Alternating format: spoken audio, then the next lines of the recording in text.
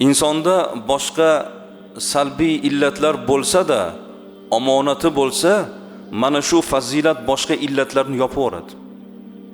Sal dangasaroq, sal uncha ishni bilmaydi, sal farosati kamroq, lekin xodimingizda omonat kuchli. Siz hayda olmaysiz bunaqa odamni. Siz xodimingizdan talab qilgan eng go'zal fazilat omonatdorlik. Erkakning ayolidan eng talab qilgan fazilat bu omonatdorlik. Savdodagi sherigingizdan siz nimani umid qilasiz birinchi? Omonatdorlikni.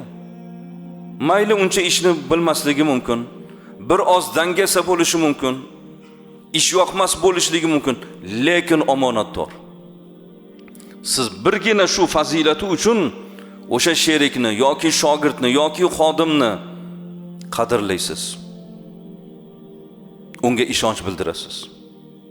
Omonatdorlik boshqa kamchiliklarning yopilib ketishiga ham sabab bo'ladi azizlar.